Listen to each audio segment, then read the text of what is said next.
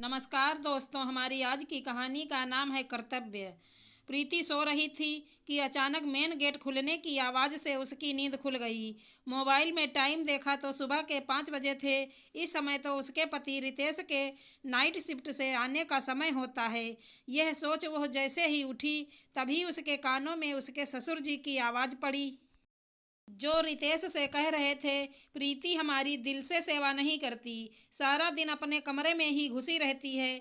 खाना तो बना कर देती है, पर मुझे लगता है वो दिल से यह सब काम नहीं करती। उसकी सास ने भी हाँ में हाँ मिलाई। रितेश चुपचाप उनकी बातें सुन रहा था। यह सुनकर प्रीति बाहर नहीं आई। वह दोबारा अपने बिस्तर पर लेट गई, लेकिन अंदर ही अंदर वो बहुत दुखी हो गई, क्योंकि उसके सास ससुर खुद तो कोई काम करते नहीं थे, बल्कि उसके 1 साल के बच्चे का भी ध्यान नहीं रखते थे। इसीलिए प्रीति को घर के काम के साथ साथ अपने बच्चे को भी देखना पड़ता था। उसके सास ससुर आगे पीछे तो उसकी बुराई करते ही थे, कभी अपनी बेटियों से तो कभी आस पड़ोस में। लेकिन प्रीति को आज बहुत अजीब लगा कि सुबह 5 बजे तो कहते हैं अमृत बेला होता है, उस समय तो पूजा पाठ की जाती है, ना कि बुराइयाँ। ऐसा नहीं था कि रितेश को अपने माँ बाप की सच्चाई पता नहीं थी, पर चाह कर भी वो उनकी सोच नहीं बदल पा रहा था। ना तो वह माँ बाप को छोड़ सकता था, ना ही प्रीति और अपने बच्चे को। 2 साल में उसके माँ बाप ने प्रीति का जीना मुश्किल कर दिया था। पल पल उसे एहसास दिलाया जाता था कि वह उनकी बेटियों के जैसे उनकी सेवा नहीं करती। प्रीति अपनी तरफ से तो पूरी कोशिश करती, लेकिन वे यह बात समझने को तैयार ही नहीं थे कि बेटी बेटी होती है और बहू बहू। न जाने उन्होंने अपनी आंखों पर कैसी पट्टी बांध रखी थी, जो उन्हें प्रीति का नेक दिल भी दिखाई नहीं दे रहा था। बात बात पर वह प्रीति को उल्टा सीधा कहते ही रहते थे, पर एक दिन उसके ससुर ने प्रीति के माँ बाप के बारे में उल्टा सीधा बोलना शुरू कर दिया। प्रीति यह बात सहन नहीं कर सकी और उनके सामने आकर उन्हें जवाब दे दिया कि मेरे बारे में आपने अब तक जो कुछ कहा मैंने सहन किया, लेकिन मेरे माँ बाप के बारे में कुछ कहा तो यह बात मैं बिल्कुल सहन नहीं करूँगी।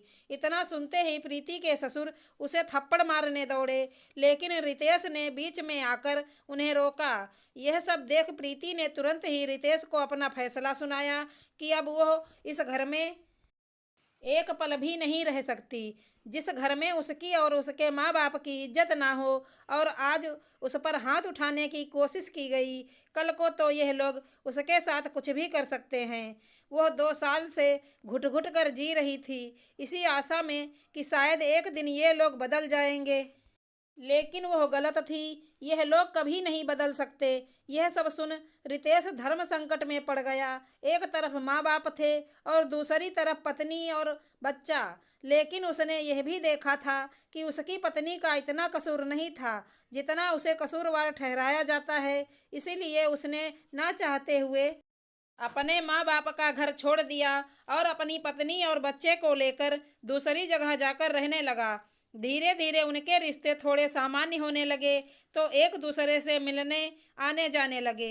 लेकिन प्रीति ने फिर यही महसूस किया, जब भी उसके सास ससुर आते थे तो वह रितेश को किसी न किसी बात पर भड़का देते थे।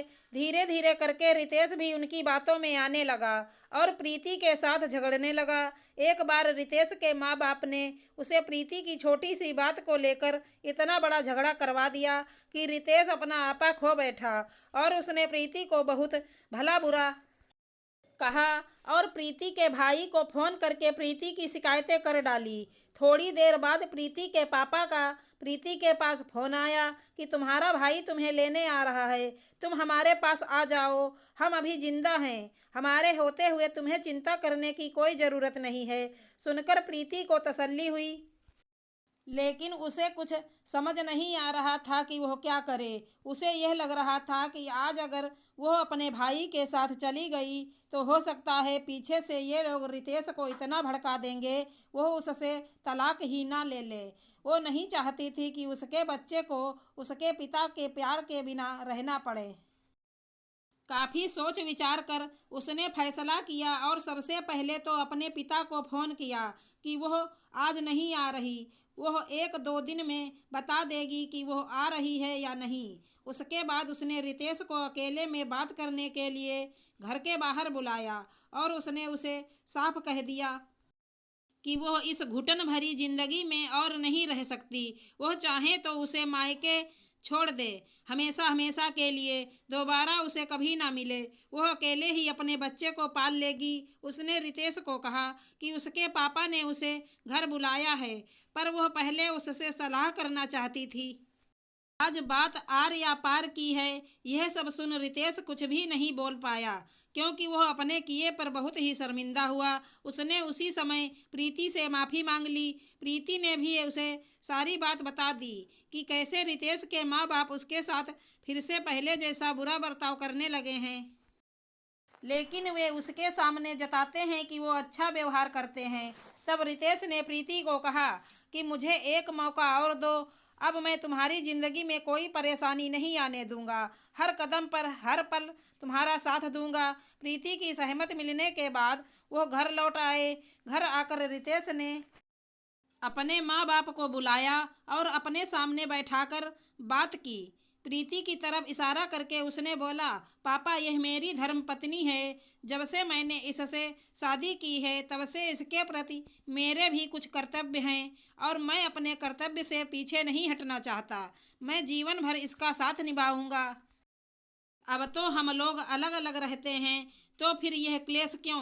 पापा, जिस तरह आपको अपनी पत्नी की परवाह है, वैसे ही मुझे भी अपनी पत्नी की परवाह है और करनी भी चाहिए। मेरी आपसे हाथ जोड़कर प्रार्थना है कि आप मेरी ज़िंदगी में दखल ना दें। प्रीति चाहे कितनी भी दिल से सेवा कर ले, वह आपकी बेटी नहीं बन सकती।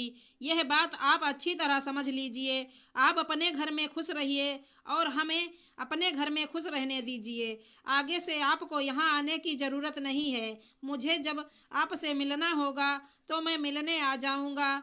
मैं नहीं चाहता कि मेरी पत्नी की वजह से आपको या आपकी वजह से मेरी पत्नी को कोई तकलीफ हो। रितेश की बातें सुनकर उसके माँ बाप अपना सा मुँह लेकर रह गए और अपने घर चले गए और अकेले रहने लगे। आशा करती हूँ हमारी कहानी अच्छी लगी होगी। धन्यवाद दोस्तों।